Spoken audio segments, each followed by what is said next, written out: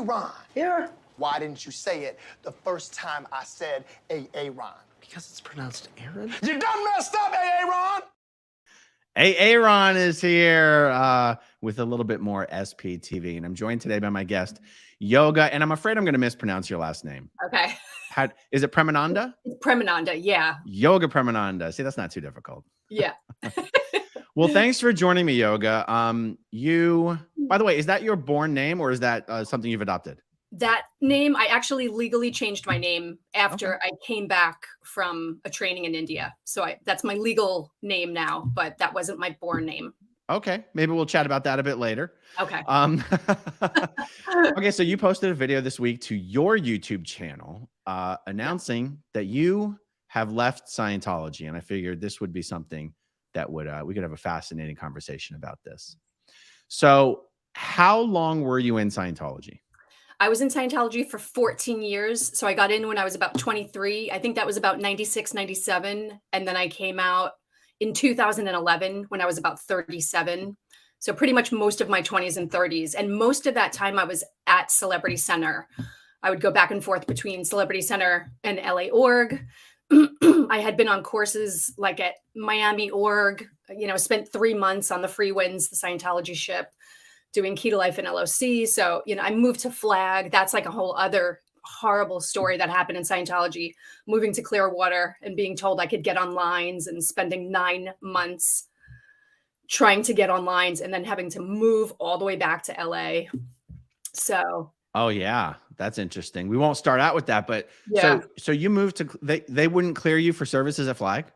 No, they regged me. My course supervisor, Sky Fuller at Celebrity Center, him and a couple of other soups there regged me to go to Flag, telling me that I would get up the bridge faster and how the environment at Flag is so I was regged to go to Flag. Had no intention of moving to Clearwater, but it was a reg cycle that they had done on me. Literally picked up my entire life, quit my job, got rid of, how it is to move across the country, move all the way to Clearwater to be this dedicated Scientologist at Flag, and then couldn't get on lines. Yeah, it was like in this cycle for 9 months. And so I'm so tempted. I just want to ask you a little bit about it. In a nutshell, what was their reason? Was it because you were doing yoga stuff, or was that not an issue back then? Because Scientology does not let you do yoga. Yeah, it was a lot. Yeah, it was like anything to do with getting massages. They felt like getting a professional massage was counterproductive to Scientology. Exercise, like yoga, like all this stuff. There was stuff that came up from like years and years and years ago, like things that were totally handled in my universe, things that were so far gone out of my universe. And I just felt like they were like picking with a fine tooth comb, like any little thing. And I was paying tons of money to be there. It was just like a money suck. And I was like, well, why did you guys reg me to come here? And I was right in the middle of the PTSSP course. So it was like so weird to be in the middle of the PTSSP course. So even while they were not yet approving you for services at Flag, were you staying in one of the hotels? I wound up staying at a friend's house in Clearwater. Because they wouldn't let you stay on base? Actually, I never tried to stay on base. Okay. I never tried. I would be on base for events. Like I was there for all the events and like all that stuff. But I was staying at somebody who was OT5. I was renting a room from an OT5 person in Clearwater. His name was Daniel Simon. I see. So when you say it was a money suck, you just mean living in Clearwater, waiting to get approval to do the thing you moved to Clearwater to do. Yeah, and I got a job. I was working at Peter Gillam's. So I was working at Peter Gillam's and like just in this nightmare for 9 months of my life until finally I just gave up, exacerbated, and went back to LA. Wow. I just interviewed Peter Gillam's daughter, Janice Gillam Grady, and I haven't published the interview yet. Did you know his daughter, Janet, like Peter Gillam was one of the first Scientologists, sort of. Wow. And, his daughter was one of the first watch messengers working on the ship on the Apollo with LRH and everything like that. So. Oh my gosh. I need to see that interview. Oh my gosh. Yeah, well, I'll be editing it this week. Okay, so let me ask you this. A lot of people wonder, how does anyone join? Well, they go, how does anyone join a cult? How does anyone join Scientology? What did you think you were joining? What did you think you were doing when you first got in, and where did you first get in? Yeah, I was in LA. I was in screenwriting. I was at UCLA studying screenwriting, and my screenwriting teacher had a guest speaker come into the class. His name is David Freeman. He was my FSM. David Freeman's a pretty well-known screenwriting teacher, in LA. I went and did his screenwriting weekend workshop called Beyond Structure, and he pitched Scientology. He used the tone scale in the weekend workshop for screenwriting. He was basically teaching screenwriting using all of Scientology information. And so he's the one that said, come to Celebrity Center. This is where you need to be. You're an artist. I went and signed up on a course. So I just thought I was enhancing my art, my artistic ability. I thought I was, joining. I also was like estranged kind of from my family. So I was looking for a home. I was looking for someplace, a group. I was looking for something very healthy and very positive to belong to. And so it felt like it fit the bill for so many things. I was like, oh, this is a positive group and I can enhance my artistic abilities. And, That is interesting. For some reason, you just saying that made something click that has honestly never clicked for me. Celebrity Center really does have a unique selling proposition that no other Scientology org does, in that it does consider itself a home, a safe island of sanity for artists. Yeah. And the entertainment industry is known to just be a cesspool of disgustingness and fakeness and fraud and all sorts of inappropriate behavior. And so I could see anyone in the anyone in any of the arts, hey, come to the Celebrity Center. It's not even necessarily a Scientology recruitment pitch right in the beginning, is it? Right. Yeah, not really. Because especially like the first class I did was $20. It was like personal values and integrity. And then I was on to like a $90 course, like, that's like mini communicate, so it's like they kind of reel you in very. But I do remember by my third or fourth course, reading, they gave me this thing to read where everything kind of shifted. And on the bulletin, I don't even remember which bulletin it was, but it said, you can't do two things at once. Like if you're going to be a Scientologist, just be a Scientologist. Don't come in here half-assed, basically. So that's keeping Scientology working. Okay. I read that and I was like, oh crap, I have to like now join, like either really be in or be out. And, that's funny that you mentioned that, because it's one of the things I was going to ask you is like, because people go, do you join Scientology? And as I was just mentally getting ready for this interview, I was like, you know what? There's no point where you're like, where do I sign up for Scientology?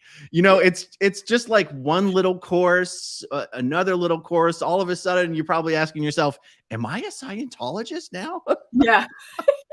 Yeah. So when you had the writers, what was it called? The writer what? The course, Yeah. the guy? Yeah. So David Freeman, my FSM, he was the screenwriting class. Screenwriting class? Yeah. Or screenwriting seminar? Yeah. So when he was brought in as this guest lecturer or whatever, and he's talking about the tone scale, was he saying this is Scientology? Never. It was like after the weekend workshop, I was talking to him.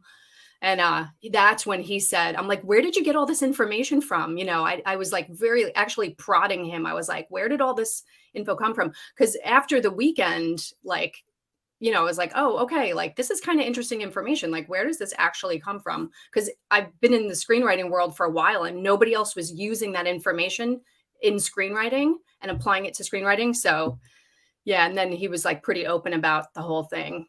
But it was interesting. So also David Freeman, my FSM, one of the earliest things I remember him telling me was that he would calculate how much it was going to cost him in auditing whenever he would cheat on his girlfriend. He's like, I know that it's going to cost me about $2,500 to handle it in session. So I go cheat on my girlfriend, but then I just have the money ready to like pay. Oh, he wasn't saying it prevented him from cheating. No. He was just doing a cost benefit analysis. Yes. I was about to make an analogy to people say that, religious beliefs are like your morality guide rails or whatever, guardrails. And he's like, no. I just figure out how much it's going to cost me and I do it anyway. Yes. Yeah. So like early in Scientology, I just remember being so confused by that. I'm like, and I was like 23 and he's like 40 years old. And I'm like, he why told you this? Yeah. Yeah. Sounds like a proposition. He's like, you're going to cost me this much. That is amazing. So by the way, for everyone watching, an FSM is a field staff member, and that's Scientology language for the person who's getting a commission for every course or auditing that you pay for in Scientology. It'll casually be used as the person who introduced you to Scientology, but the person who introduces you to Scientology isn't necessarily the person who keeps getting the commissions for you forever and ever. So it's basically your Scientology buddy, your Scientology mentor who keeps you gung-ho and working on your next course or your next level. Was he your FSM the whole time you were in Scientology? No, he did wind up,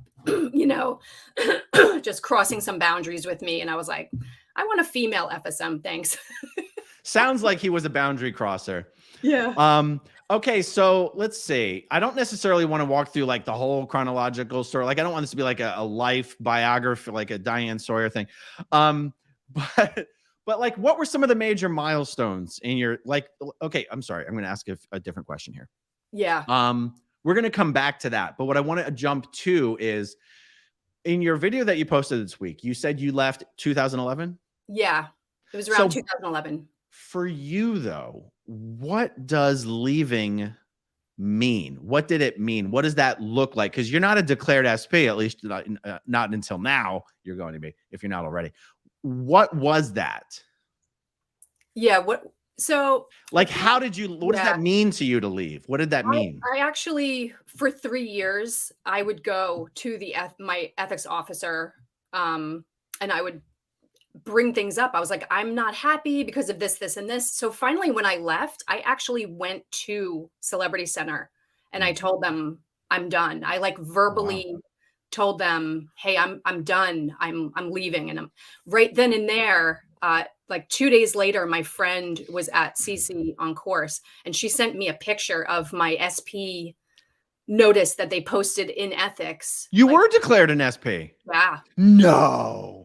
Because I verbally and then a lot of my friends were like, well, I know so many people that are not actually Scientologists, but Scientology thinks they're Scientologists. Yeah. And they just, and I was like, well, at least I'm not 1-1. At least I told them that I'm leaving. Like I was upfront. I'm like, technically you're,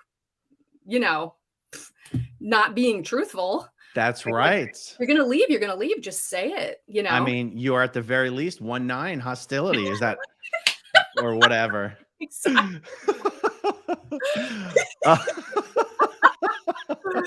Oh my God, that's great. Okay, so let's. What's more interesting for you in this conversation? Going through some of your milestones or important, meaningful events in that 11-year journey, or do we want to talk about what precipitated your departure? Yeah. What's more interesting to you? I mean, yeah. What do you mean by milestones? Like, I mean, like, so you got in, I'm just like, did you ever attest to clear? Did you, you went to the ship for 3 months, the flag thing, anything that's interesting, like what you think is most interesting about that journey? Yeah. For me, the thing that stands out the most, was that I remember going in, you know how they say like, oh, we're always going to have your records. And if you remember anything, you can let us, all this stuff. That's all BS. There's so much BS in Scientology. I don't know where you are on your belief system route, but I think it's all a con, but I do recognize that people almost uniformly say they felt the lower levels were helpful to them. Okay. That doesn't make Scientology not a con, because Scientology isn't about the lower levels. Scientology is about this promise of full OT and a more, eternal spiritual, whatever. Yeah. But I don't deny that people feel helped at the lower levels. Yeah. Okay. That's where I'm at on it. But go ahead. The thing too for me is that I don't feel like the lower levels have anything to do with religion. Yeah, they don't.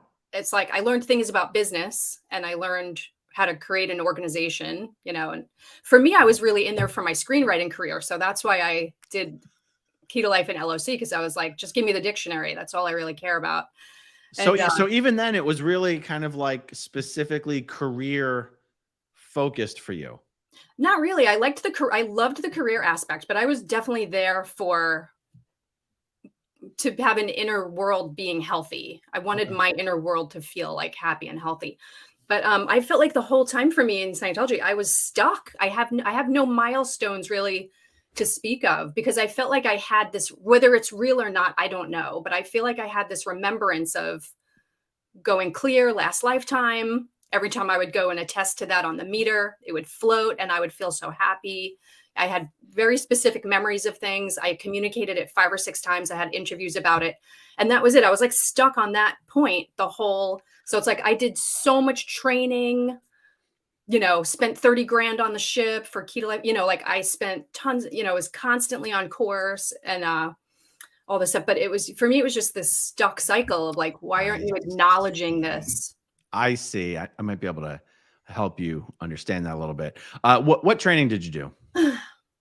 I did just up through, basically, like I got stuck right mid ARC straight wire on the auditing side, and then on the training side, I did just through the PTSSP course and like all the TRs and objectives, and I don't really know what else is training, and like lots of, I didn't do any like e-meter training or anything. So you did student hat, the purification rundown, TRs and objectives, the drug rundown, the happiness rundown. I never did the happiness rundown. Okay. And then ARC straight wire is it's essentially the first grade. Yeah. Even though it's not called a grade in its name. Okay. So you didn't do pro TRs or pro metering or any auditor training? No. Did you like Hubbard Dynetics auditor course or Dynetics seminar course or anything like that? No. Okay. So just a ton of intro courses. Did you do the books and lectures? All the basics. Oh, you did all the basics. Well, that's a shitload of studying. Yeah. I mean, that's a shitload. Okay, we have one comment here. Wow, no massage, but chiropractic, okay. That is interesting, isn't it? Because chiropractic is a little other practice-y. Yeah. I've had several back surgeries, and my neurosurgeons say the exact opposite. Last super chat, I copy and pasted the wrong info. Oh, did I miss one? Hold on, let me just pick up a few here. Yeah. Ginny Bayer Palette Foley. Okay, well, that's nice. I don't know. You guys. I just quickly scrolling up. All right.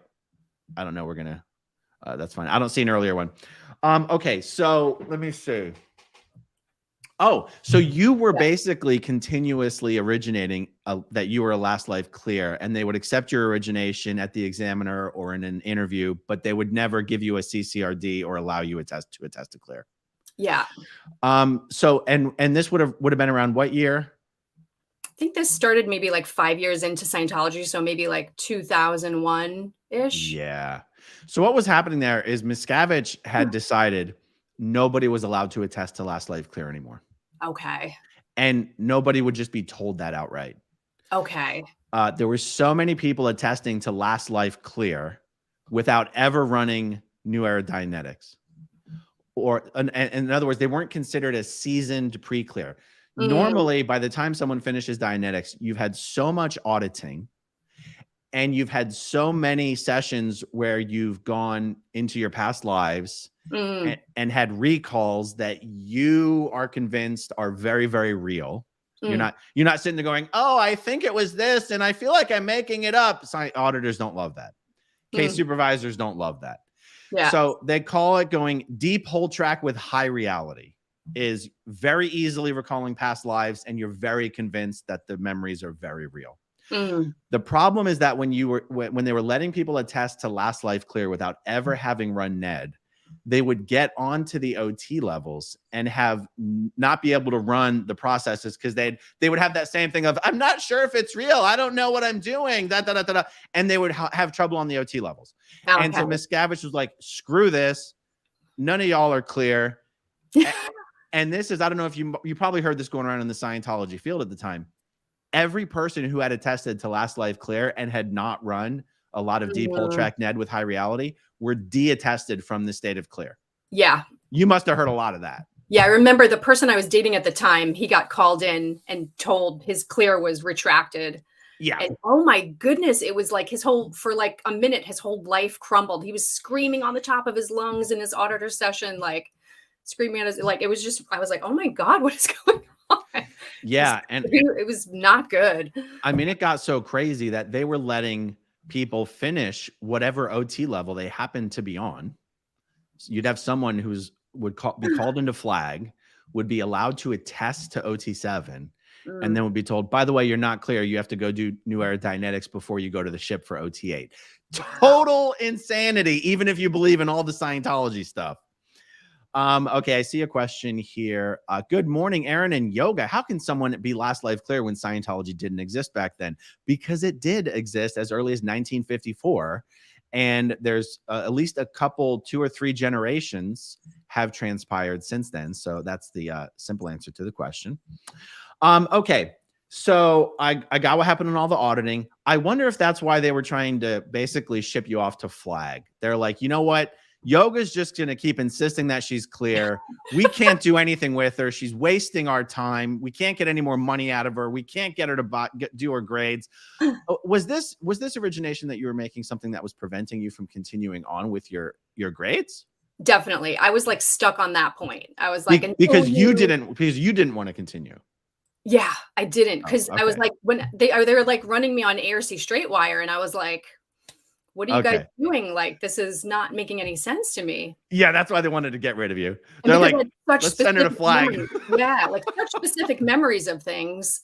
And but you know, it's good though, because after I got out of Scientology, I definitely feel like I remedied that for myself. I see. So, and that was wonderful to get that. And it was so fast, very fast cycle. And yeah, and then I'm like done with it, because I feel like, I don't know, I think you touch on it in some of your videos. It's been great, because I was feeling like by some of the things you say, you also feel like at some point, like even if we spend a lot of years in Scientology, you transcend all that and you're done with it. It's like you're like, okay, none, you know, it just all of a sudden doesn't matter, which is so awesome to have that relief. Yeah, I mean, it's funny that the PTSD aspects of Scientology, I'm not sure ever really go away. I think that's true for any PTSD. I mean, what do I know? I grew up in a cult, but I mean, you can see, you talk to me about certain subjects, you can get me crying like a little baby pretty quickly. Yeah. So it's actually why I tend not to talk about my own story on my channel. We're not here for that. Nobody needs that. Okay, I see a comment here. Good for you, Yoga. I just want to add to the positive feedback. You did the right thing by leaving, and you've come to the right place for support. SPTV. Hope you feel a weight lifted. You deserve it. Okay, so let me ask you this. In your LA part of your experience, but I realized LA might have been the beginning and the end. Where were you living when you were back in LA when you officially said, I'm out of here, right? Yeah. Okay. Did you have any remarkably noteworthy negative experiences in that first part of your LA journey? I feel like for me, it was always the control aspect, you know, so it was constant, like the micromanaging and the control aspect. It just always, I really felt like crap a lot of times. Like I would go in there and I just felt like I was always being made to feel like something was wrong with me, or it was, I don't know, things were oftentimes, you know, I remember like even being on the purification rundown and bringing a book in to like read in the sauna and being told, you're not allowed to read this book. It's not Scientology approved. And, you know, like all these little things like. Do you remember what it was? It was Many Lives, Many Masters. Oh yeah, you can't do that. Come on, Yoga. It was literally a book about past lives though. It was just like. By the way, was Yoga your name when you joined Scientology? No, I just changed my name 3 years ago. What did the Scientology people know you as? Tanya Santiago. Tanya Santiago. I almost want to change the name of the video so all the Scientologists are like, Tanya's out? The Scientologists are going to see this video. They're not going to know who the hell you are. Tanya Santiago. Okay, I'll still call you Yoga though.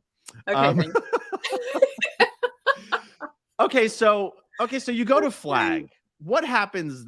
Do you go to the ship before or after flag? It was before. I did the 3 months on the Freewinds before I went to flag. What was that like? I guess they thought that was crazy. It was, I mean, I was happy because I was studying words. You know, as a writer, I was like, okay, I'm studying the whole dictionary. I'm clearing words. I'm like in the dictionary. And plus, you know, just being away from life for 3 months is amazing. So let me explain to the audience really, really quick. So you were on the ship, you did these 2 courses. By the way, you can't even do those courses in Scientology anymore. One Wow. was called the Key to Life. The other one's called the Life Orientation course. And when Yoga says she was clearing words and studying words, the Key to Life course is mostly looking up the definitions, every definition of the small common words in the English language, like as, if, but, for, to, like, I don't know, 100 words. I don't remember. That's actually, to be perfectly honest, one of the favorite things I did in Scientology was the Key to Life course. Okay, nice. And so very few people do those courses on the ship because being on the ship is freaking expensive and those courses are freaking long. So you're on the ship for 3 months and it was just for KTL and LOC? Yeah, that's it. How much money did you drop in 3 months? $30,000. Wow. To be on there for 3 months. Yeah. Wow. And then I was literally broke. Like when I was leaving the ship, I had like $300 in my account. They wiped me out. I was donating money the whole 3 months. I was there. It was like, it was crazy. And when I was leaving, they held me up. Like they didn't want to let me go because I wouldn't put money down for my next service. And I was like, I have no money to put down. You guys have all my money. And I literally went through this site. I was crying. I should have been happy, right? Leaving. And I was crying, leaving the ship. They put a special note on my paper, like my routing out paper saying she didn't pay for her next service. And it was like this bad mark. It's like, so yeah, someone who just pays $30,000. Because for them, it's a failure to re-sign. And it's like, how do you re-sign at every single freaking or? You got to re-sign at the Celebrity Center, re-sign at Flag, re-sign at the ship. It's like, it's one of the craziest things about Scientology. It really is. It's suppressive. Yeah. It's not good. So that 30,000, I mean, Key to Life course alone, I thought was 10,000. KTL and LLC, the package, I thought it was 10K-ish. Yeah, I just remember it was 10K a month for me to stay there. And wait. Just for the accommodations? No, just for the course and the accommodations. Okay. Yeah.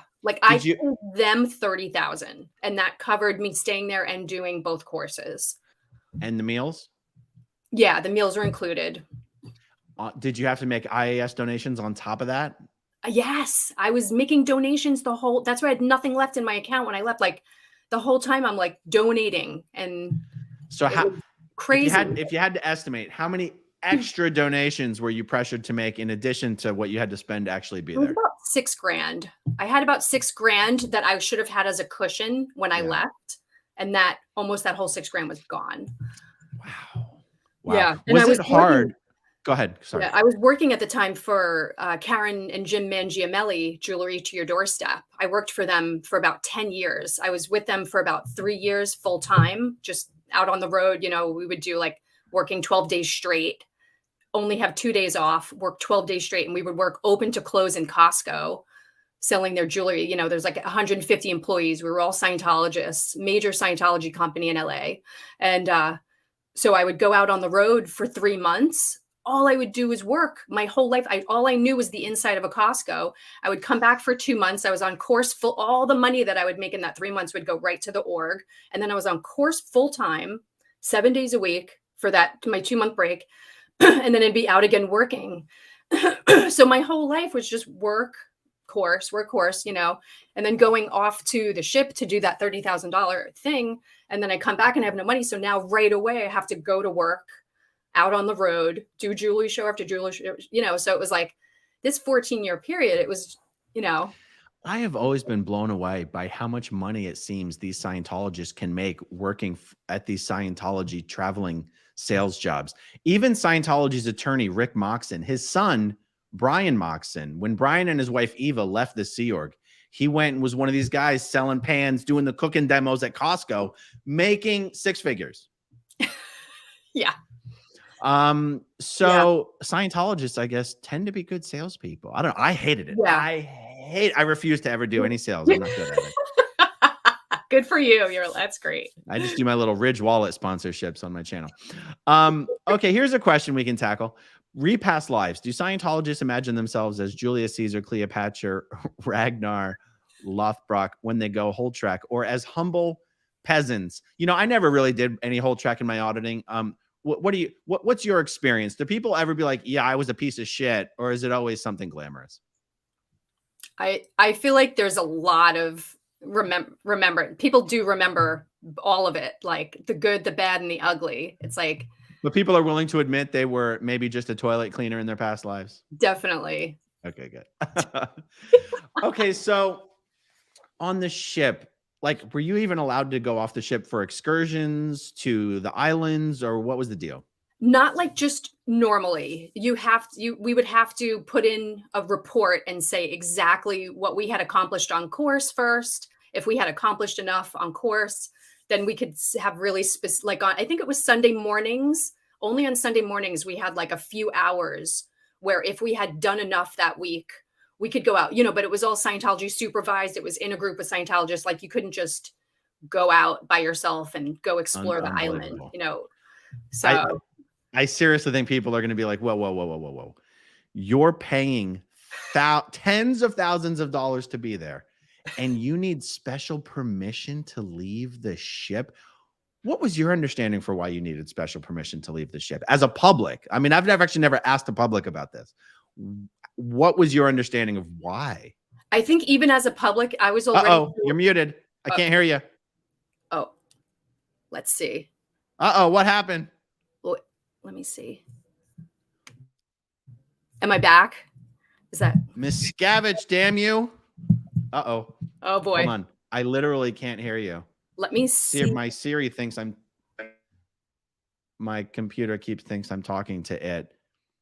Can in the chat, can you guys still hear me? Oh, there you are. You're back. Okay. But the microphone sounds different now. Yeah, I unplugged my microphone just in case it was the mic. Okay, plug it back in. Let's see if it reboots or whatever. Okay.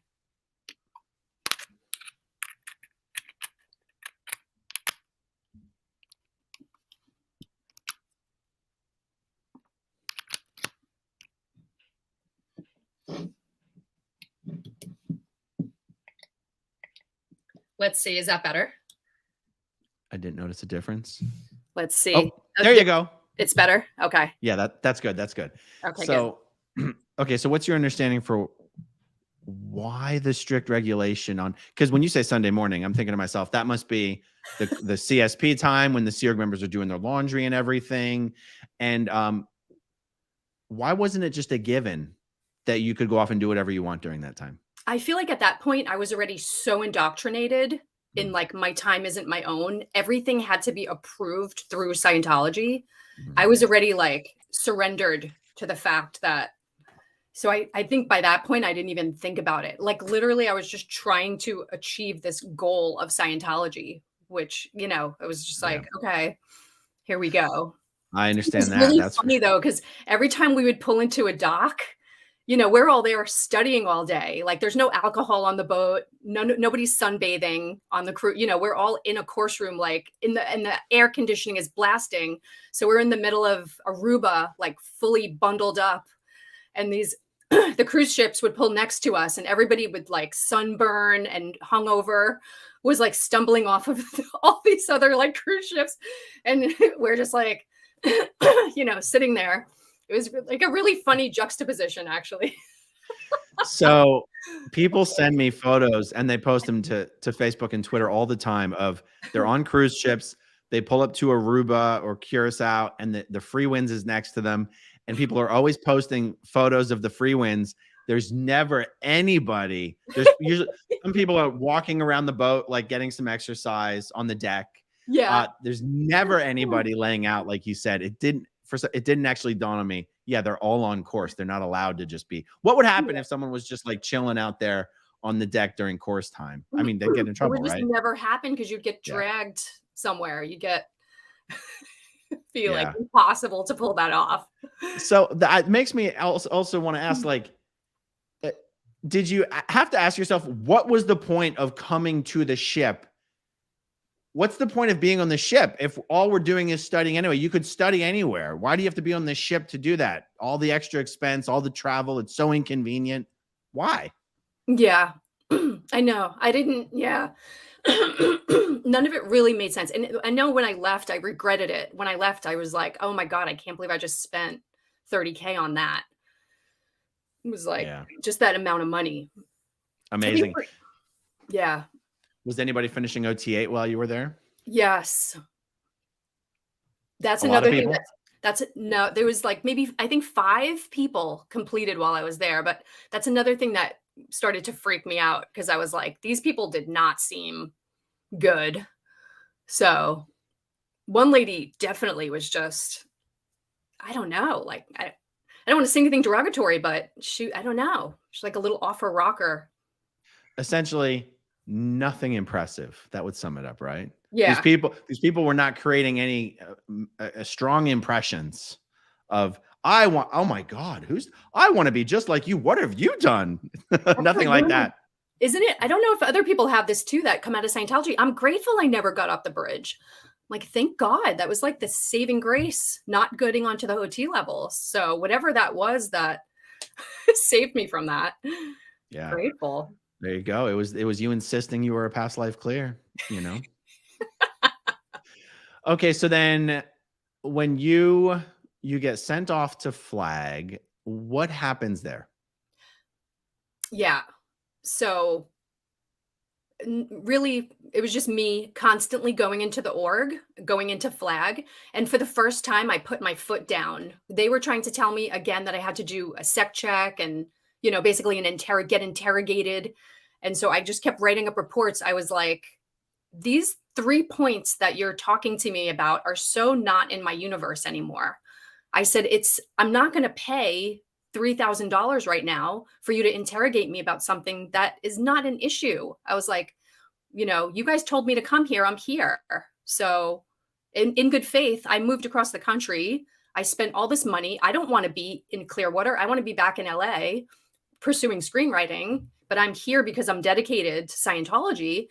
And now you're trying to make me feel bad about something that's not an issue for me. And it was this constant arguing for 9 months, and it felt horrible. It literally felt like it was tearing me down. And I was like, I'm here, I'm here in this organization to better myself and better the world. And, what are we doing? I really started questioning, and I'm like, this is the top of the top for Scientology. You just tear. I was like, oh, I live, eat, and sleep Scientology. I tell everybody in the world about Scientology. I had so many people that I recruited into that church, which I feel bad about. And, it was like a walking poster for, like happy, healthy person, living the dream, so it was heartbreaking to go through that process. For the Scientology people who will know what we're talking about, was this argumentation over a sec check to get you cleared for Flag? Was it a sec check for an ethics cycle that they were like, oh, we need to make sure this is fine? Like, was this all clearance related? Or because you can get, first of all, there's a sec check just to be allowed, to Flag. There's, I'm pretty sure. Maybe that's what it was. I don't see. I'm not. You were just refusing a sec check, but they must have been explaining it to you why this was necessary. There was a thing in my ethics folder from years and years and years ago, which was handled, and they kept like hammering on that point. But because it was so not an issue for me, and it was so done in my universe, I felt like me having the conversation with them. So I'm like, another $3,000. It was just, right. Like it didn't make sense. For sure. On their end, technically, they're going, you don't tell us if it's resolved. We tell you it's resolved after the sec check. And if you're so fine on it, then this sec check should go A to B. And your complaints are more of a bad indicator to them at that point than anything else. Problem. If you want to put me on the meter on it, do it, but I'm not paying for it. I'm like, if this is such an issue for you, then do the sec check on me, but I'm not paying you another $3,000. So did you ever at any point in those 9 months ever start a course at Flag or get any auditing at Flag whatsoever? No, just went to the events. How come they didn't send you over to Tampa org to do all this stuff? Or it still would have cost money over there anyway? They tried to send me to the little mission in Clearwater. The Bel Air mission, or they said, go to Bel Air. You can do finish your PTSD course there. Go to, they try. And I said, no, I moved cross country to come to Flag. And if I can't go to Flag, then I'm going back to LA. Yeah. So 'Cause there's going no way. from CC, like going from CC to the Bel Air mission, like I didn't need to go, you know. It's Not with the riffraff. like nothing against Bel Air mission, but I didn't go all the way over here for that. Okay, so there's no way for us to really know if that was something that they had attention on because they considered it a possible security threat to the base or a legal rudiment, or if it was just because were you going to Flag hoping they were going to let you attest to clear? You weren't going there to do your grades. You want to do a test to clear. I was just finishing my PTSSP course. At that point, I had even dropped the whole attesting to clear thing. I was like, oh, they wouldn't even let you in the course room to finish your PTSSP course. Oh yeah, this was definitely something they considered a possible security threat. And the way Flag works is a lower org might have to report that this has been resolved before they send you to Flag. But once you get to Flag, Flag has to handle it. Okay. That's how it always works. Flag never takes a lower org's word for it that something's been fixed. They have to do it again. That's one of the ways to make so much goddamn money is they're always redoing everything that was already done. Okay, I get it. So for 9 months, were you working during that time? Yeah, at Peter Gillam's. Oh, at Peter Gillam's, of course. So I was working. Yeah, it was a mess. Wow, what a nightmare. Yeah, it was a serious nightmare. Okay, so then you go back to LA. And then you start, I don't know how do we get from you going back to LA to the incident that occurred with these chiropractors? Yeah. So maybe like fast forward 5 years, 6 years. Oh, wow. So like maybe 6 years later. So I go back to LA and I'm just business as usual, working, going on course. So for 6 years. And then, so it was like right before I was getting ready to leave Scientology. So it was like my back kept going out. I think it was literally just from the stress of like feeling like my whole Scientology world was like disintegrating. And what am I going to do? Like I have to restructure my whole life. So my back kept going out. And one of my friends said, oh, go to Dr. Richard Bernard, just famous Scientology chiropractor. And do you want me to show his photo here? Yeah. Is this him? Yes. So this is Dr. Richard Bernard. He was supposedly like OT5 or OT6 and was supposed to be the best Scientology chiropractor in LA. So I buy a package. I think at the time he was selling like a 3-pack for $100, like an intro thing to go and have chiropractic sessions with him. I had 2 sessions. And then I think it was on my 3rd session when I went, it was like he sexually assaulted me, and it was a major situation that happened. I wound up going to the church and talking to the ethics officer and telling her what happened. Who'd you go to? So it was actually my course supervisor, Sky Fuller. It was his wife at the time.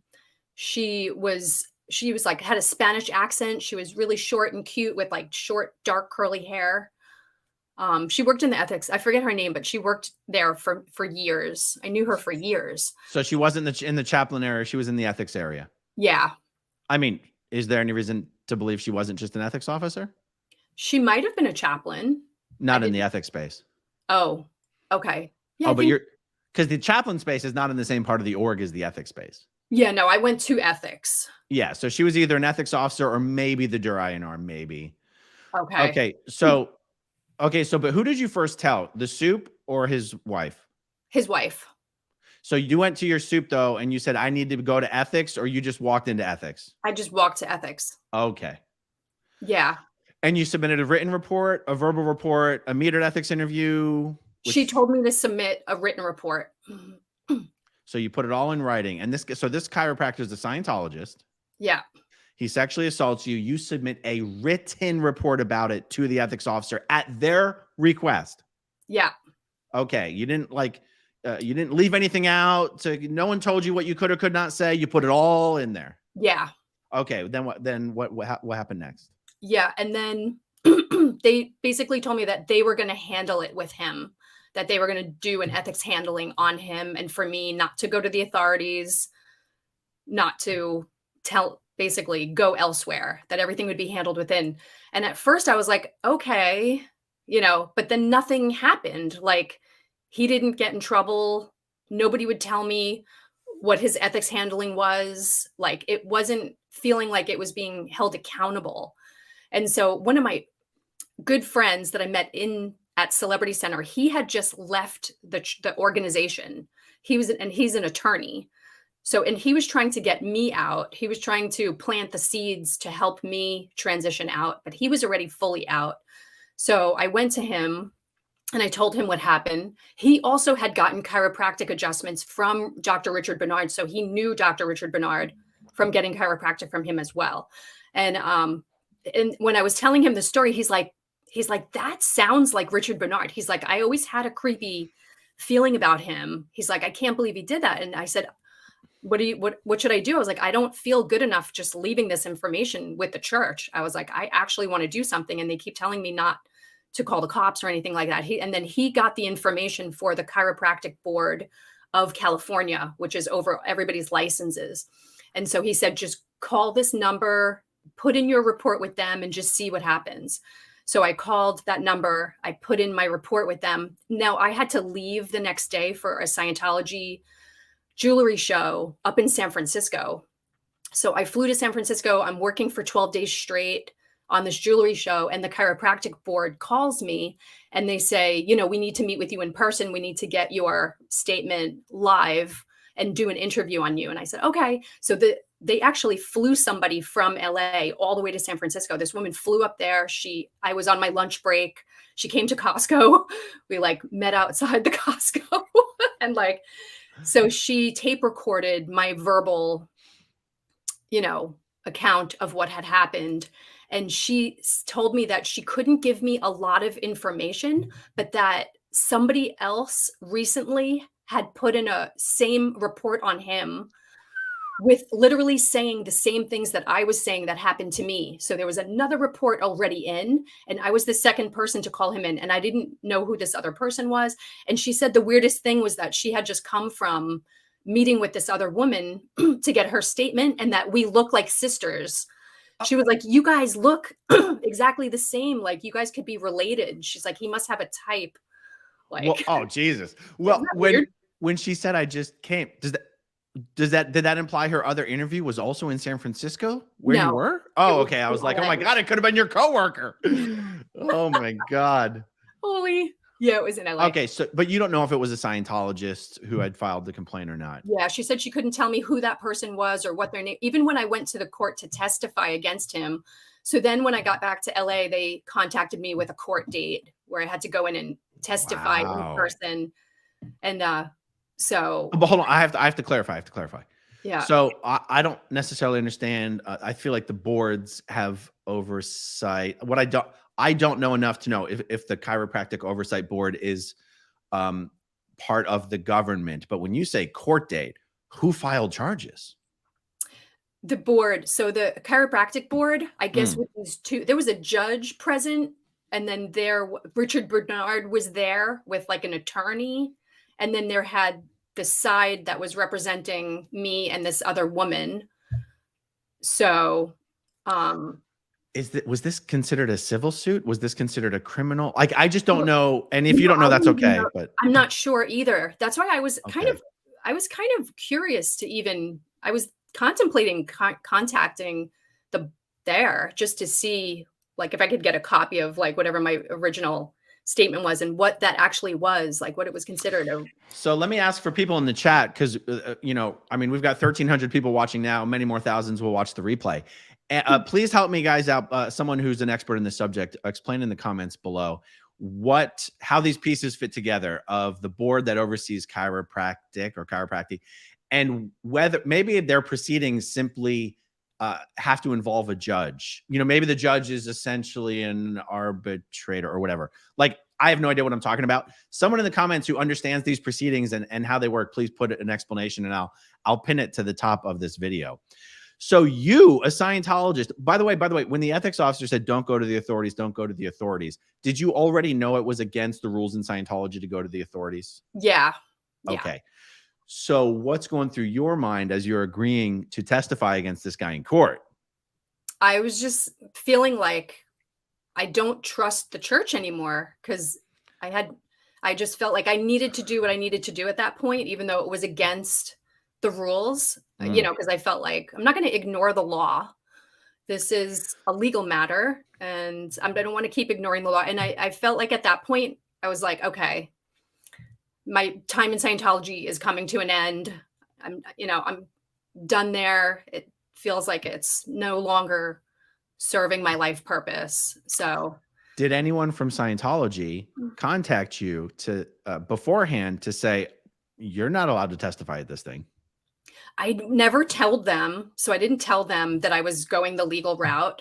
My friend that was advising me, the attorney that had left Scientology, the ex-Scientologist attorney, told me not to say anything to them anymore, to take them out of the equation, do not keep them in the loop, just to do what I feel is right. And, Okay. So you go and you testify. By the way, does that mean you met the other woman? No, they had her go in first. And they didn't, I don't know why, but they said they didn't want us to have each other's info. I think they didn't want us to taint. I don't know, like they'd wanted to keep us separate. And I was fine with that because I felt like the less people that knew what happened for me, the better. And he was, what was the doctor's name again? Dr. Richard Bernard. He was there in person when you testified? Yes. Damn. And so did no one from Scientology contact you afterwards to say you're in deep shit for doing that? Nobody contacted me. And I don't know if and when they found out. I think Richard, I heard, did tell the church what had happened. And that's when, because he got his license suspended. So he had a really short suspension. And I think what happened was the church set up for him. They must have written a letter or something. He was able to go back and get his license and get put into Dr. Michael Spearman's office on a probation instead of having his license suspended. So it's like the church backed him up and then Dr. Mike Spearman backed him up saying, oh, I'll babysit him. He can just come practice in my office. And I'm going to try to bring up the other one here. Hold on. Almost got it. Yeah. Almost got it. There he is. Okay. So that's Dr. What's his full name? Mike Spearman. He's also a Scientologist? Yeah. And his office is literally right behind LA Org, right off of Fountain. Like you can throw a rock from the front door of his office and hit the Scientology building. Interesting. So Dr. Mike Spearman agreed to essentially babysit Dr. Richard Bernard to make sure he wasn't sexually assaulting patients during after his short suspension. Yeah. You think Scientology and maybe even Dr. Spearman here actually campaigned or advocated on behalf of Richard Berman? Yeah, Bernard. Richard Bernard to get him as light. Well, my attorney friend was saying that they would have had to write a letter and go back to the board and say, propose this. Like, if you put him on probation, he'll practice in this other guy's office. He'll be watched, So there had to have been some collaboration there in order for him to get this such a short time. Let me bring Richard Bernard back on the screen here because I want to make a point here. The Danny Masterson case is obviously something that's been thoroughly covered on my channel and other channels and even getting pretty good coverage in the media. And I just want to kind of shove it in the face of the people who are still in the bubble and on the fence about this organization.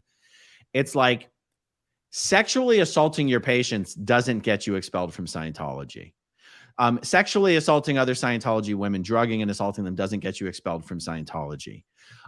Speaking poorly of David Miscavige gets you expelled from Scientology. I mean, just try to wrap your head around that for you guys who are like, Scientology helps some people. What about Criminon and Narcanon? It's like, who is Scientology supposed to be helping? How is Scientology supposed to be working when Scientologists are allowed to commit crimes against other Scientologists? And as long as you do your lower conditions and pay for a sec check and make a donation to the IRS, you're good as gold. But if you say, hey, maybe this ideal org strategy is not working so well, you're out.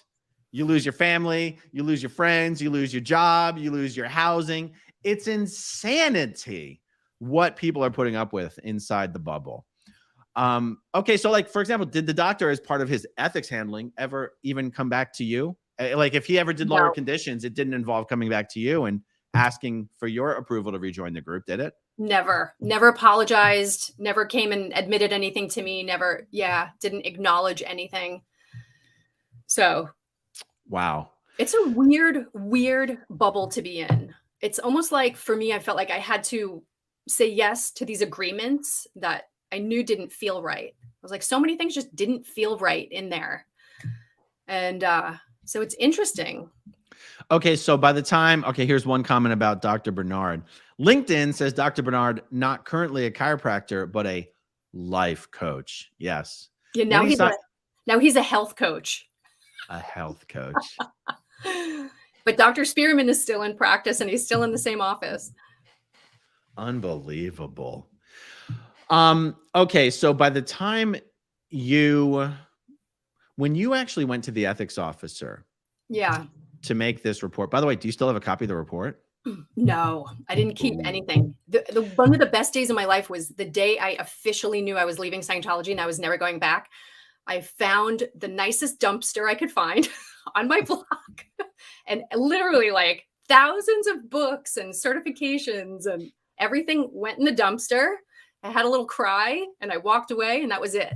Have nothing. Wow. Zero literature, zero anything. It's all gone. Whoever stumbled upon that dumpster was probably like, wow, look at all this Scientology stuff. Well, I'll tell you what, if you do happen to find a way to, let's say through some online resource, find the report that was filed with the board. Actually, let's ask some of our expert listeners, what information could you provide to anyone listening that would allow them, someone who knows where to look and what they're looking for, to find a copy of these proceedings? If anybody has access to the records at the Chiropractic Board of California, it's Dr. Richard Bernard. And it was put in under my name at the time, which was Tanya Santiago. And this was probably sometime between 2009 and 2010, somewhere in there. So I'm sure it's public record. Somebody could look it up and find that. Excellent. Case. So when you went to the ethics officer to file this report, were you still in a frame of mind of like, the reason I'm even doing this right now is because I am a Scientologist. I believe people will do the right thing. Or were you already on your way out? I feel like I was half in and half out. I hadn't fully made my decision yet. And that was the last straw that broke the camel's back. Going through that thing with Richard Bernard, shortly right after that, I was gone. So the fact that they didn't have any particular care for you, didn't have any follow-up, weren't going to hold him accountable, nothing. That was it. That what it did. My final, Good job, Celebrity Center. Good job. I mean, I wonder how much of the way ethics officers deal with reports like that these days, I mean, I say these days, but this was 11, 12 years ago or whatever, has to do with the fact that it's a very dicey situation for them legally now to have written records of all this stuff. Like, even if he were to pass around a lower condition, he could never, and he were to admit in writing what it was he was doing the condition for. That puts the church in a very legally questionable position. Mm-hmm. When all this, have you heard about this Chase Wave credit card fraud stuff that was going on? No, I haven't heard about that one yet. Oh, okay. We won't go down that rabbit hole right now. But it was this massive financial credit card fraud scheme that was put in place to juice the income stats. Wow. And the investigations that were being done into this got to a point where orders came down the lines that said, no more auditing sessions, no more sec checks, no more reports. Stop putting this stuff in writing. Stop sending reports up lines. Mm-hmm. Like literally, they weren't even sec checking people. They were just called interviews. Their notes were not taken. Anyway, crazy stuff. It's interesting too. The other thing that it made me think of too is it's like the Catholic Church protecting the priests. Like the Catholic Church knows these priests are doing this. I'm like, Scientology knows these people are doing this. Like, why are you protecting them? Like, it doesn't even make sense. Okay, here's a question for you. Hey, do you still feel your past life thing was real? You know, for me, I do tend to believe in past life situations, but definitely not in the context of how Scientology houses it. Hmm. So I feel like there could be some validity to a past life situation, but I do not, because the way Scientology couches it is very specific. So I do not believe it in that sense. Like, I don't believe in the reactive mind. I do not. There's like all these ways that Scientology describes specific things about how we can be reactive and like all that stuff. Yeah, I like some of it that I feel like is worthwhile. That was worthwhile for me to look into. It's a whole different belief system. It has nothing to do with the Scientology energy around it or how they describe it or anything like that. Okay, cool. Oh, here's an answer. It's neither a civil nor criminal hearing. Medical licensing boards can bring us up on charges where they determine if criminal charges are appropriate, but mostly just suspend or terminate licenses. Okay, so Pembroke, if you don't mind, and I'll keep an eye out on the chat so you don't have to make it a super chat. Would you expect the proceedings or transcripts or reports that were collected or generated with respect to this entire thing to be publicly available? Are these records things that should be able to be found online, whether it's behind a paywall or otherwise? Okay, here's a question. How is Tanya spelled if people want to help looking? It's Tanya. Oh, good one. And then Santiago, just like the city, Santiago. Cool. Awesome. Okay, so you took the unusual route of going into the ethics officer and turning in your wings. What did they say? It was a surreal experience, literally from like 1 second to the next. It's, oh God, I wish I could describe it. It is like an energy where 3 different people surrounded me and they started like pecking at me with questions. And so I had 3 different people, you know, making it literally seem like I had killed a village of people, like I had committed some heinous crime. And like, you know, it, and I just remember my whole body getting hot. I started sweating. I felt like I was going to faint. Yeah, it just felt like my life was coming in on me. I don't even remember the exact line of questioning, but I was being battered with brutal questions about. Do you remember? Yeah. Was the primary person you were dealing with still Sky Fuller's wife? She was there, and there was a man. It's weird because I don't remember any of the people on ethics names. And then there was another girl, but then I think there was like a security guard that came down as well. Yeah, probably. And they escorted me. That's right. And at Celebrity Center, the ethics office is kind of down in the basement level, isn't it? Yes. Yeah, they like to make it as intimidating as possible. Yeah. So how long? Like, so you go in there. What do you say to them? I mean, I was just like, that's it. I'm done. I'm not, you know, not going to be in science. I'm not going to be in science. You know, it was like this whole Richard Bernard thing, and I'm not happy. You don't answer my questions. Everything is one-sided. You want me to take responsibility for everything in my life, but you don't take responsibility for anything that you do. You know, there's no reason why I should constantly be having to jump through hoops just to try to make you happy. I'm paying you. I should also be happy. You know, I was up until the last second, I was trying to like work it out. I was trying to like say my piece, and it doesn't go anywhere. So did you end up just having to walk away from the conversation, or did they get to a point where like, okay, this is done, you need to leave, and you'll be They walked me off. They escorted you out? Damn. Cold-blooded.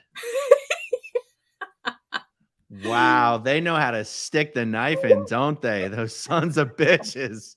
Oh my God. Yeah. So were you surprised to find out you'd actually been declared an SP?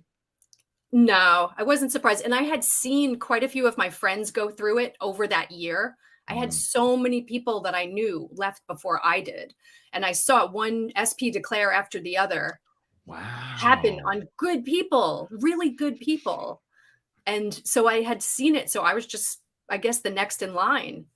It was me. It was my turn. So, That and I was do great know that that, you had yeah, that attorney friend, if to it help you wasn't for through that. him, if it wasn't for him, I don't know how long it would have taken me. He single-handedly got me out of there, like prepared me for what was going to happen and was there like every step of the way telling me, even from a legal point of view, like, and I even told him the whole time I was at Flag, I was calling him and I'm like, they told me to come over here and they won't even let me do my course. And it's because of this, this, and this. Like, why? What do you make of this? And he's like, they're just trying to make you feel like crap about your life, like to get more money out of you and to have this controlling demeanor over people. The only way to control somebody is to lie to them. And so when I started digging deeper into that mental aspect of, they don't even address people's heart or your soul. They don't even address your emotions in Scientology. I think they just go to people's minds and like go into the ego center and they address people's ego. And that's why people get so pumped up on, like, Tom Cruise is like just pumped up, like, like this whole like ego center situation. But yeah, so when I got out, it was just like a journey into my heart space. I was like, I just want to feel like human, like feel good about myself. Wow. Well, tell your attorney friend, are you still in touch with him? Yeah. Well, tell him if he ever wants to tell his story on why he left. I'd love to interview him about that. That's amazing. I'll tell Yeah. him. Yeah, I find it particularly interesting to get the opinion of people who are themselves like professionals in fields in the real world. Like, I don't know how some of these medical doctors, there's a handful of medical actual MDs, not chiropractors, who are Scientologists. And one of these days when one of them leaves, I'll have to be like, okay. And my friend, he was in for less than a year. Oh, okay. He got in, he did the Purif, he did a couple of basic courses, and he was like, these people are crazy. I'm out of here. He was like, and the one thing too, I was like, what made you realize so fast? He said, when he was on the Purif, somebody in the Purif with him fainted. And like, he's like, I just watched this person like faint in the Purif. He's like, this isn't right. I've seen so many people faint in Scientology under all variety of circumstances. Fainting, seizures. I've never seen these things in the real world. In Scientology, it was like, another one's down. My goodness. Okay, here's a super chat. Is that the hook? Xenu is the switch and bait. Is what the hook?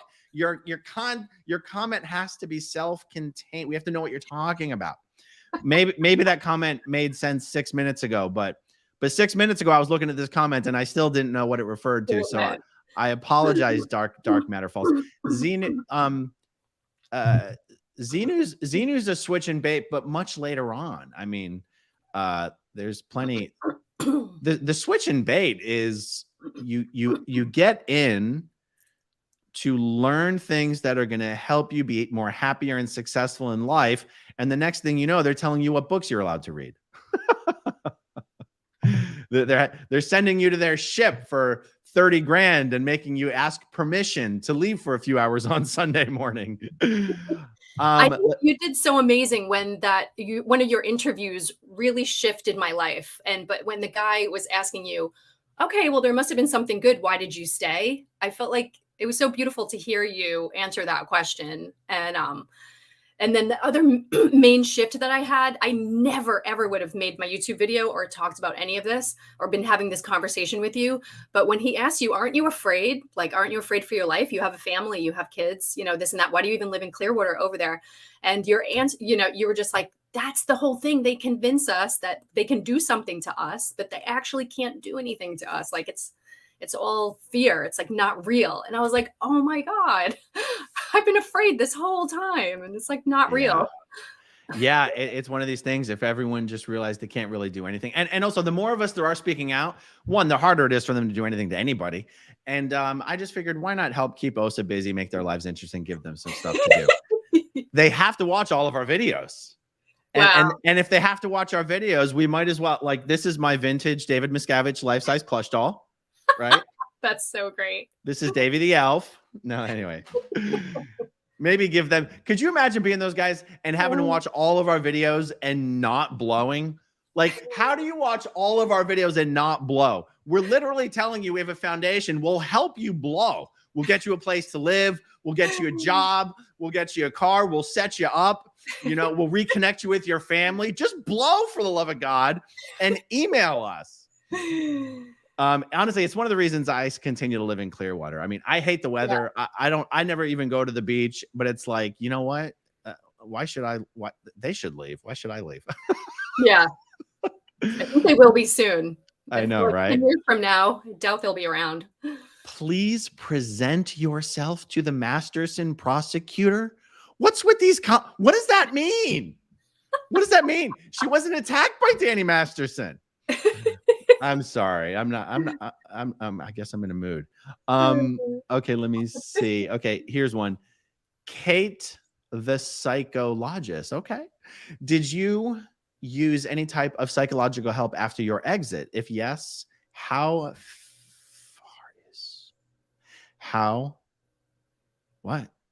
fair is or apart from auditing? Okay, concept. Do you get the concept there? Yeah. Okay.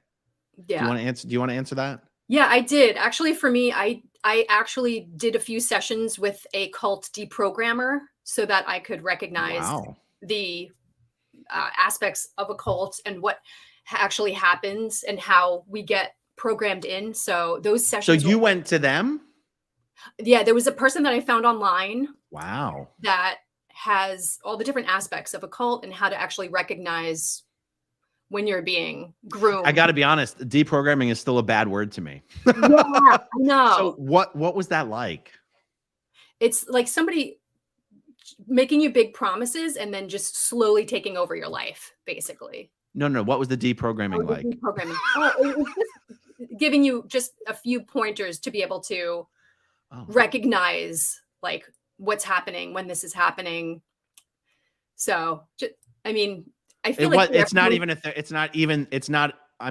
therapy. It's not a therapy session. Education, but it is therapy because it's like, for me, I went back and saw the points where I was getting more and more sucked in and just giving away my power, giving away my schedule, my time, like losing my own sense of. Was that like a one-time session? No, there was actually a set of 3 videos with all the information in the videos. And it's actually really interesting. I should post it in one of the comments of one of your videos in case anybody wants to watch it. So, and just to be clear, that's not what got you to question Scientology. You sought that out after you left Scientology. Yeah. Yeah. Interesting. Okay, one here from Pamela Crawford. I swear ex-Scientologists are just amazing, wonderful, strong people after all they've gone through. Yeah, you know, I had the same thought when I watched the documentaries about all the NXIVM folks. I thought, God damn, these are awesome people. Fantastic people. And have you seen those documentaries? Yeah, that was amazing. Wasn't it amazing how similar all of the structure and the language is to Scientology? Yeah, definitely. I feel like even things like Landmark and... Oh, Landmark's a straight up ripoff of Scientology. But I guess NXIVM kind of is. The similarity of the language was striking to me. And Sarah Edmondson has said that Keith did rip a bunch of stuff off of Scientology, Keith Raniere. I would love to know one of these days. I don't know how we'd ever find out. Like, what did he study and where did he study it and when? Like, was he actually maybe studying at a mission somewhere, or did he really buy a bunch of books off eBay? Like, I feel like if Keith Raniere had actually stepped foot in a Scientology mission or an org, we would have learned about that by now. Yeah. That would be pretty big news. Is he in jail now? Oh, yeah. He's in prison. Okay. He's in prison. Oh, this is a funny one. What does Yoga think about the blonde Playboy? I wonder who that is. Okay. My friend Andrew Gold did an interview with Katie Lohman, who was like former Miss April 2001 or whatever. Okay. And she joined Scientology like 10, 11 years ago, 9 years ago, actually. She's done nothing but the basic book and lectures as extension courses. She did get on lines in LA first, but I don't know if it's LA Org or Celebrity Center. Anyway, she lives in Arkansas now. And I did a reaction video to their interview, but you didn't see any of that? She's the one. Did she say that Tom Cruise got her into Scientology? Was it that one? Okay. Yeah. Did you see that? Yeah, I did. Okay. So from your perspective, is that something Scientologists even think is crazy, or is that just me? No, I think it's crazy. That's pretty out there. Yeah. But I Okay. remember meeting some like adult film stars at Celebrity Center. And I was like, wow, there's like actually like, Really? it was like a little like group of like, I don't know what you call them, like kind of playmate-ish type of people at Celebrity Center. Wow. I bet everybody there loved that. All right. I'm seeing she's one of those. some spammy stuff in the chat. I'm going to jump in there. Whoops. Wow. An error occurred. Try refreshing the page. I'm not refreshing nothing. Okay, let's see. There's another one here. Amani, thank you for sharing. Did you lose your Scientology job after your exit? Yeah, what happened with all that? Yeah, it's like they just stopped giving me jewelry shows, but I didn't want to work there anymore because it was just, so uncomfortable. Yeah. How did the whole disconnection stuff work with you? Did you have a lot of Scientologists in your life? Yeah. Oh my God. My whole life was just Scientologists. Yeah. Everybody except for one person disconnected from me.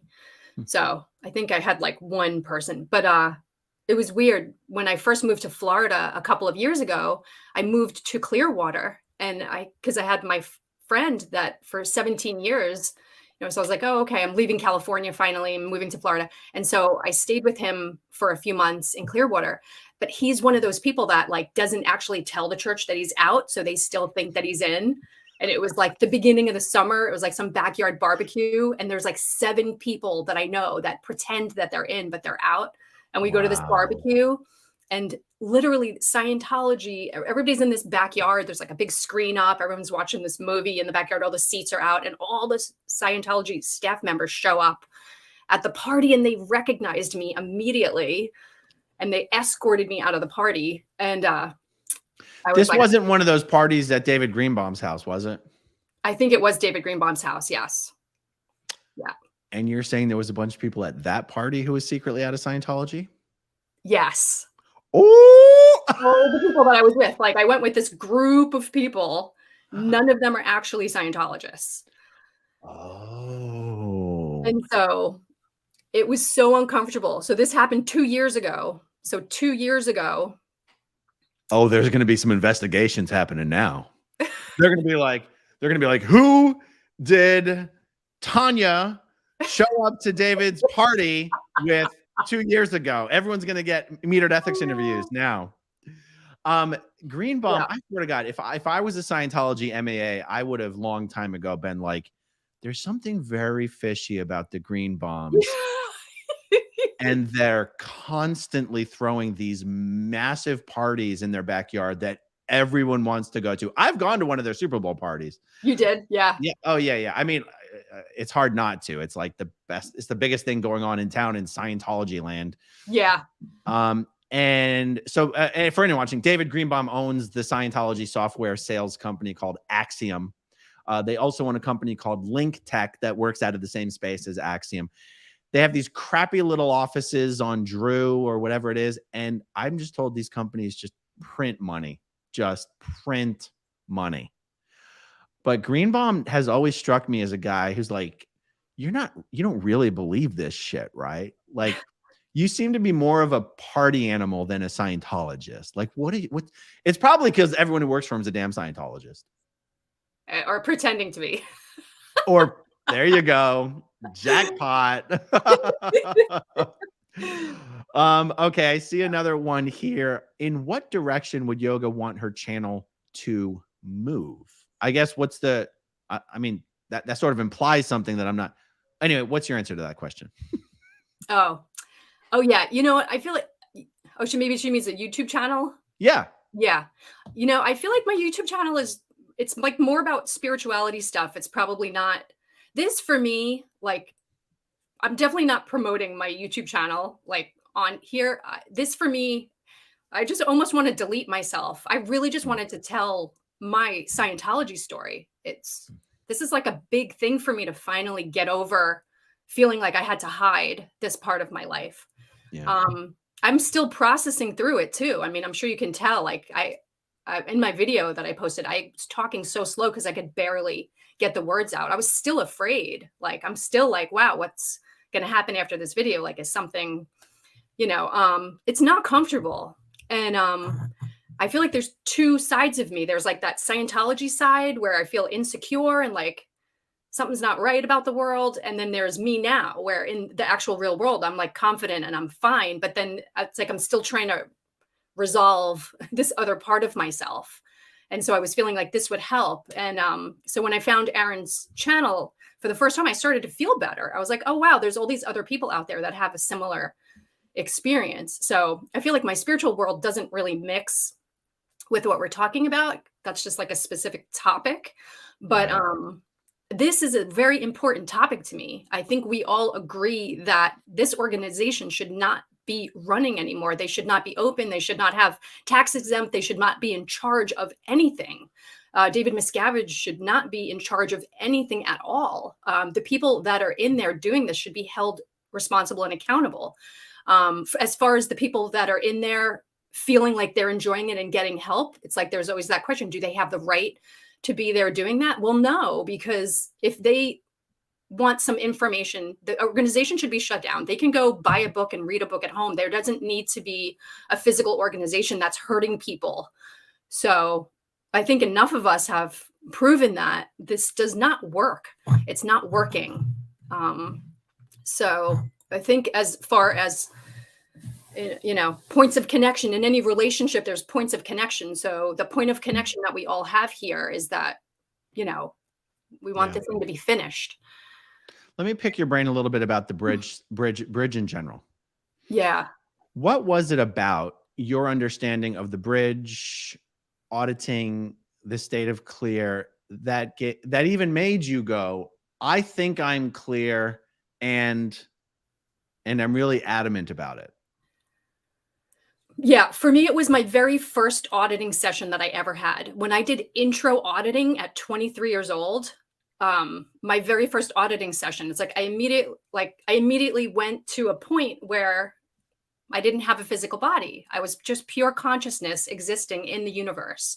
I had a full-on visceral memory of that pure consciousness. And I realized so many things after that session. My auditor had no idea what I was going through. Like, my auditor clearly did not have the same reality that I had about the nature of reality that I was having. And so it was like, so having that so early, and I did at that point have so many beautiful past life memories open up. Like, I had my own experience. So for me, I was like, okay, this is like a thing. Like, but then that was it. Like, it was like, if I would have just left Scientology right then and there, I would have gotten everything that I needed. Nothing else happened for me in Scientology after that. It was like this uphill battle. It was like, I got what I came for and that I should have left. So that's what I do now. When I go into any setting, I go in, I know what I got, when I got what I came for, and then I leave, because it's like there's going to be nothing else there for me to get. Was that a Dianetics session, a Scientology? That was an intro auditing session at LA Org with an intro auditor on an e-meter. Do you remember, like, intro auditing could be anything, like life repair? I guess I actually don't know if you sat down for your first Scientology auditing session, what that would be. Do you remember what the subject matter was? I wish I could remember what the commands were, I don't remember what the exact commands were. But it was just some recall process? Yeah. But not traumatic recalls, like pleasure moment recalls, perhaps? It was about space. I remember her saying, locate yourself in space. Can you locate yourself in space? And then when I located myself, it was like, that's where I was. Was there anything like locate yourself in the corner of the room or anything like that? Nothing in the corner of the room. It was like, and then she said, is the space feel too big? Or does the space feel, she was asking me like the size of the space. And I was like, well, no, I'm everywhere. I was like, I'm, Interesting. Like, it's just so anyone in the chat, because there's a lot of people in the chat who would have had more experience on the Div 6 introductory auditing lines. Give us some clarity on what that auditing process would have been. Okay, so let me ask you this.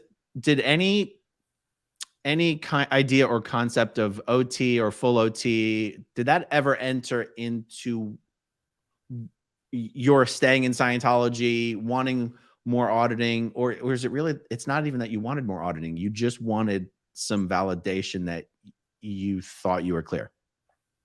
Yeah, for some reason I was very put off by OT, like from 2 up. I literally had no interest. Like every time they would talk to me about what would happen from OT, every time somebody would even say the word OT3, I was like, ugh, like Really? I had this repulsion. Like I was like, Wow. and then when I read all the OT3 materials online, I was like, it doesn't, it's Did you read it when you were still in Scientology? No, right after I got out.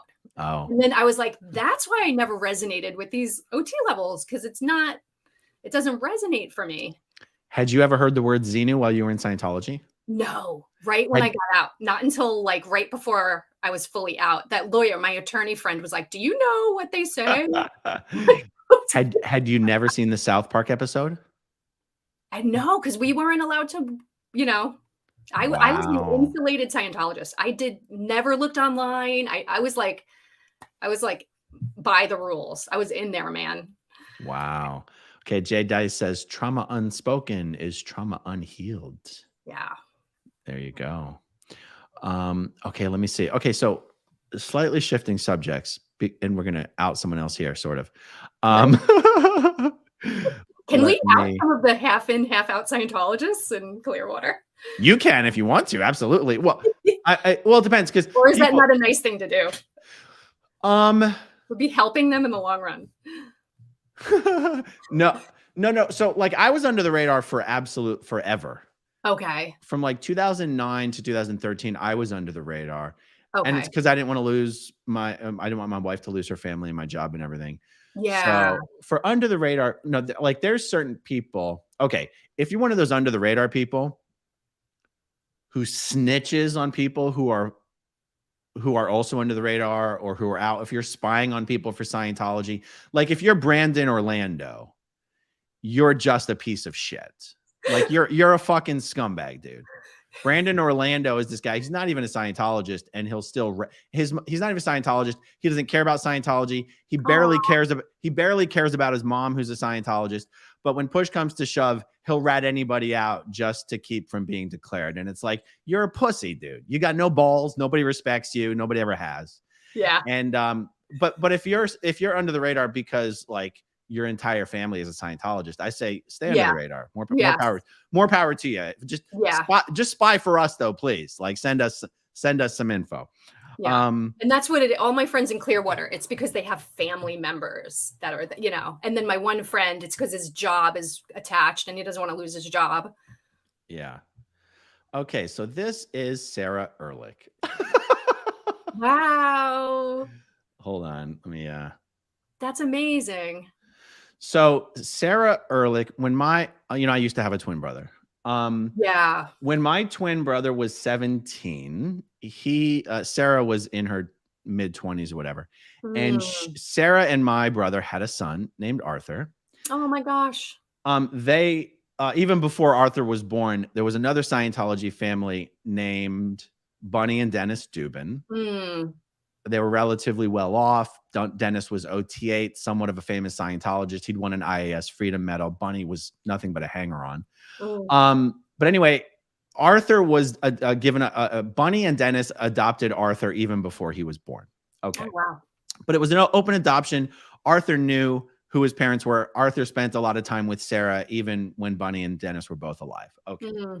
Then Dennis died. And one of his dying wishes was, please don't let Arthur remain in the custody of my crazy wife, Bunny. So when Dennis died, Sarah got custody of Arthur back. Now Sarah had married some uber wealthy, really old, fat, ugly dude named Dennis Ehrlich. Because Sarah's kind of a gold digger. Okay. And like, just putting it out there. She's like, I'm not co-signing on any of this. This is all Aaron. Okay. So what happens is Sarah's always been one of these people who will she's very self-serving. She's very underhanded. She's always undermining anyone she can to get ahead, to get herself ahead. So basically, she shacked up with this super wealthy, fat, old, ugly guy. And now he's dead now. So David's now dead. So Sarah now has all of her kids. She has Arthur and she has all of David's money. And now she lives in Texas. And she has taken on a new name.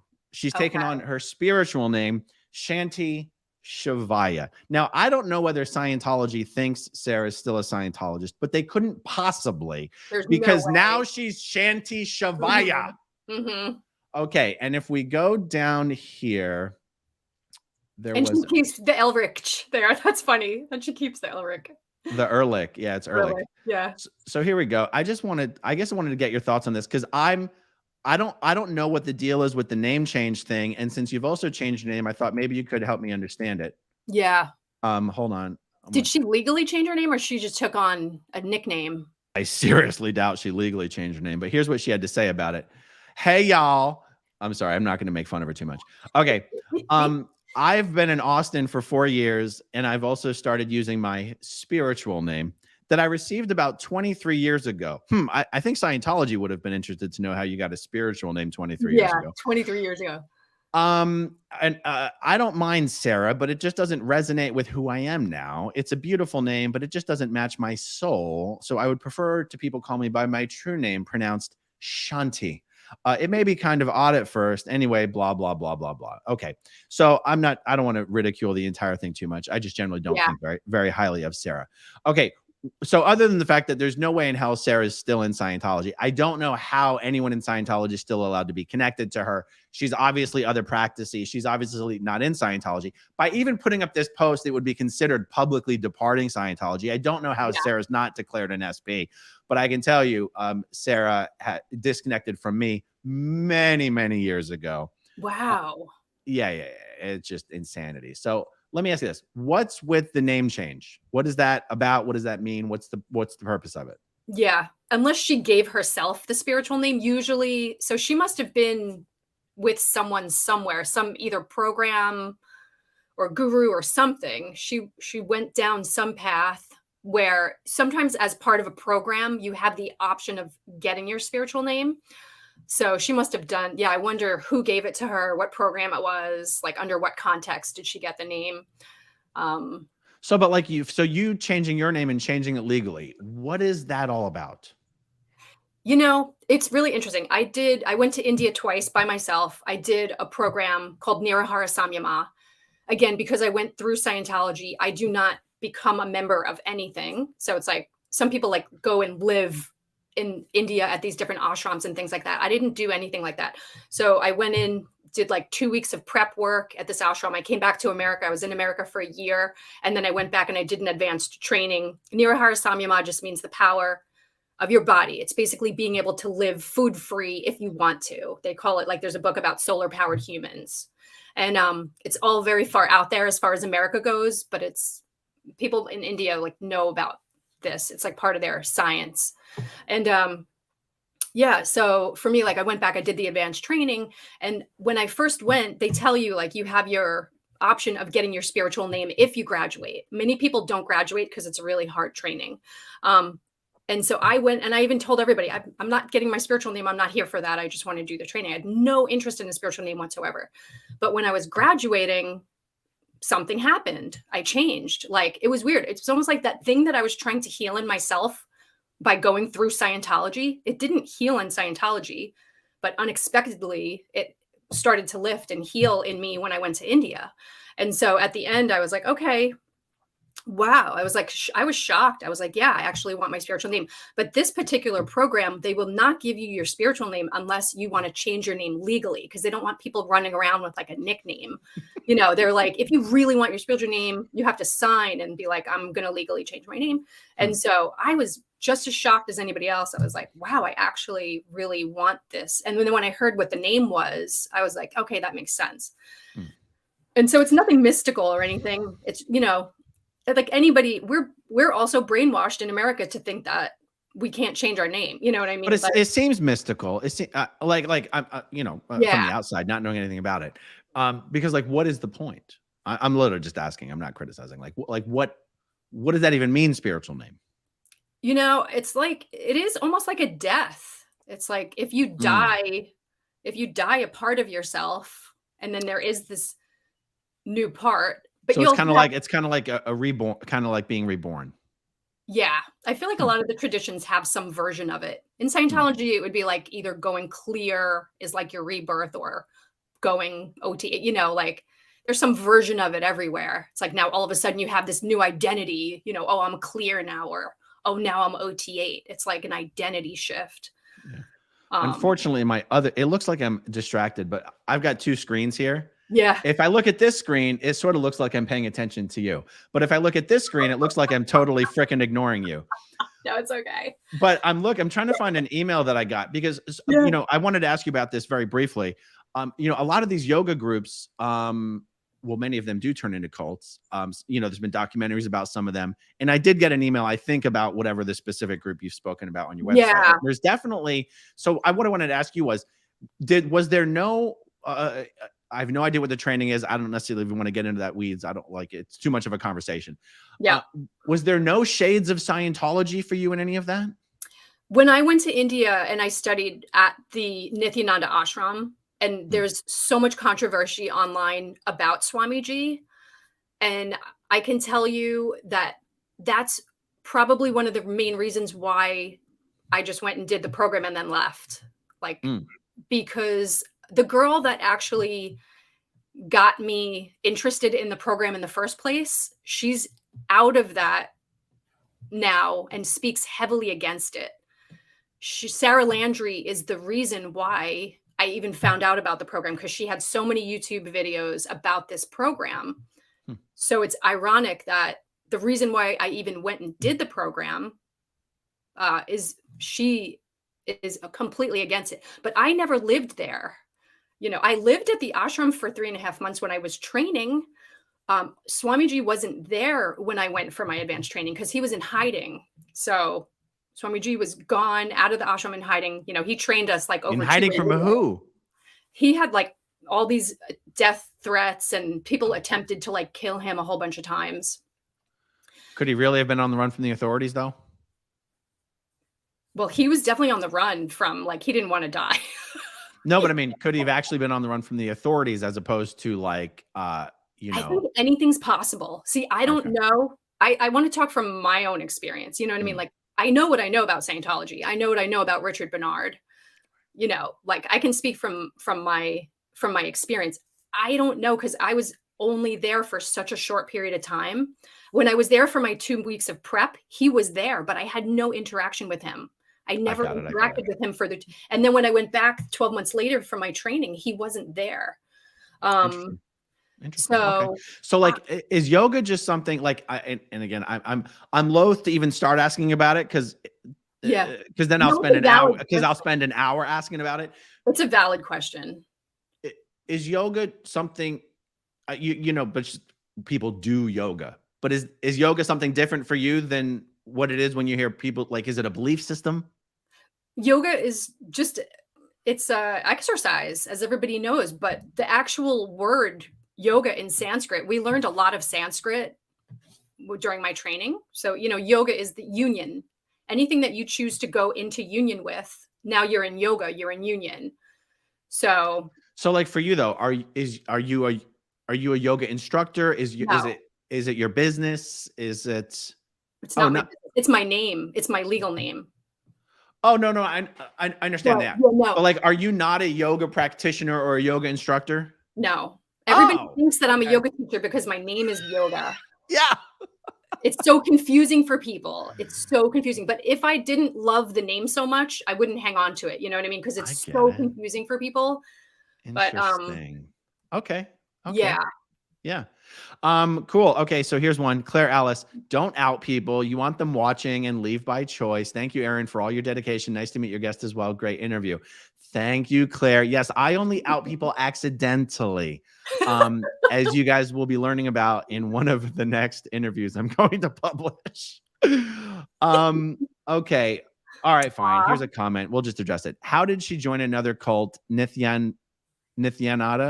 And how much did she spend on that? All right. What are your thoughts on this? Yeah. I never joined there. Like I just said, I went and I did a program. I'm not like a member of that. I don't live there. As you can see, I live in America. And but I had a great training experience. So I'm not going, my training was great. I'm glad I didn't get caught up in mess. Awesome. So, but I didn't spend any money either. I didn't pay anything. I went for free. I pay for my plane ticket there and back. So, well, it's better than Scientology already. I mean, hell, if the sex check they wanted you to get at Flag would have been free, you would have done it. Take that lesson, Flag, for the love of God. If it's important to you, then do it on your dime. What would you rather have? The $3,000 for the one intensive of a sex check, or a member who's going to keep paying you money for the rest of their lives? Like, have some common sense. Oh, sometimes they act like a bunch of morons over there, which is ironic because people in Scientology aren't stupid, but the way the organization behaves is so stupid. It makes you wonder what's really going on and what the real motivations are, Yeah. It seems like even a leader, we know that everyone has to follow LRH policy and all that stuff, but let's be honest. Anyone who's in full control of Scientology can do whatever the F they want. You can convince Scientologists that LRH wanted this and LRH wanted that, and you can do whatever the hell you want. The fact that Miscavige keeps doing the brand of Scientology that he's been doing shows that he is, while maybe not dumb by like IQ standards, really, really dumb nonetheless. I feel like he must know that his time is coming to an end, though. He must know at this point. He must know, because he knows that Scientology has been shrinking for a long time. And he knows the only thing that allows him to keep holding on to power is that he's been able to convince Scientologists that it's actually expanding. But now that the ideal org strategy has been going on for 20 years, now that every staff member in public at an ideal org can see that their org is garbage, statistically speaking, what's next? Well, the next thing you may not know, I don't know. They're currently redoing the new OEC, FEBC courses. They've got new command teams training at Flag from all over the world right now. Whoa. This is supposed to be what's going to boom the orgs. And it's like, why do you think that's going to boom the orgs? Golden Age of Tech #1 didn't boom the orgs. Golden Age of Tech #2 didn't boom the orgs. An org hasn't gone St. Hill size in 25 years. Like, wow. I don't know what other bunny he's going to be able to pull out of the hat. I don't know what his next trick's going to be after the new era of admin happens. They're so rich because they have so much money as an organization. That's the only reason why they're still floating. Yeah, I mean, that is the only reason they're still floating. That is. So maybe, he can razzle them, dazzle them. He can only razzle them and dazzle them for so long. But eventually, I mean, let's be honest, Scientology is shrinking. So when you say his days are coming to an end, I mean, Scientology just keeps shrinking and shrinking and shrinking. Do you know how old he is now?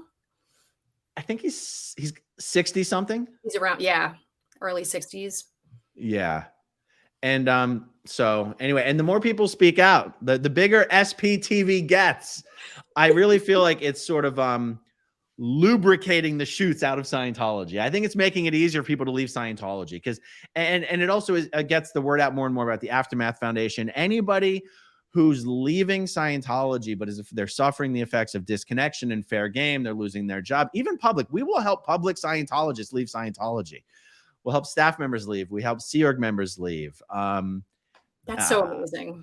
Yeah. And it's been so successful. I mean, the best stories are the ones we haven't been able to tell yet. Wow. I mean, that's going to be crazy ass stories that be even hard to believe. Okay. Well, this has been a lot of fun. Thank you so much, Aaron. I really appreciate it. Yeah, it's my pleasure. If there's anything else you want to chat about in the future, just definitely let me know. Okay. Awesome. Thanks, guys. Bye, everybody. Bye. If you want to see my rock and roll songs, click right on this guitar. And if you want to see a different one of my videos,